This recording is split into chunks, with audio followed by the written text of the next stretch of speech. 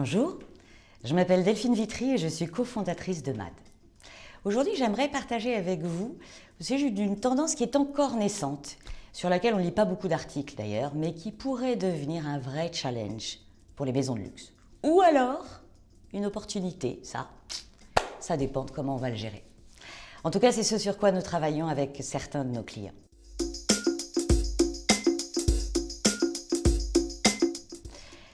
La crise du Covid, elle a accéléré les transformations des façons de travailler dans le monde. Ça, c'est pas nouveau. Télétravail, work-life balance, flexibilité, tout a changé. Aujourd'hui, il y a une pénurie réelle dans l'hospitalité et dans la restauration, y compris dans le luxe, avec des étages entiers d'hôtels qui sont fermés. C'est pas faute de clients, c'est plutôt faute de personnel pour les opérer. Si on se concentre un tout petit peu plus sur l'industrie du luxe produit, il faut ajouter deux éléments de contexte qui sont importants. La première chose, c'est que s'il y a bien un sujet commun à toutes les maisons, c'est la nécessité de développer une culture orientée client. C'est la fameuse client centricity qui s'impose dans toutes les stratégies et qui change profondément, entre autres, le rôle du vendeur, qui reste le premier de cordée dans la relation avec le client. Pourquoi ? Parce que ça suppose par exemple que le vendeur passe de plus en plus de temps sur des actions de clienteling, à distance, sur les nouvelles apps qui fleurissent dans toutes les maisons. Le second élément, c'est la volonté affichée quand même de beaucoup de maisons de développer le marché de l'ultra-luxe. C'est ce marché que l'on appelle en général celui des VIP ou des ultra high net worth individuals. Et nous travaillons tous les jours sur toutes les implications que cela a en termes de produits, de people, de process, etc.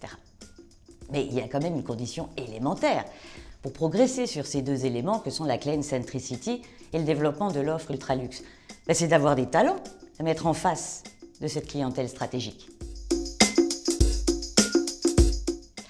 Alors, une autre façon de l'exprimer encore plus simplement, c'est de dire que dans l'industrie du luxe, la création produit, c'est indéniablement ce qu'il y a de plus précieux.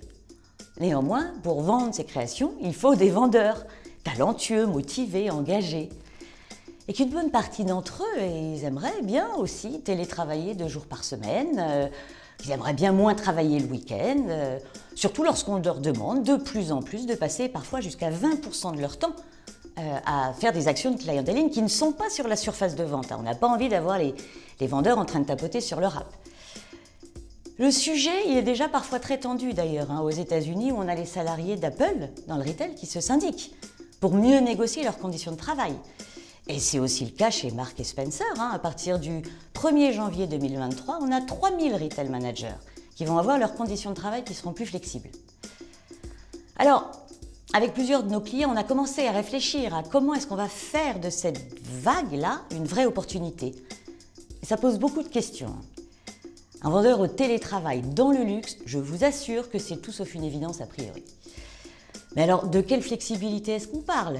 De quel mode de fonctionnement ? Quelles organisations ? Quels outils est-ce qu'il faut absolument mettre en place pour que les planètes s'alignent ?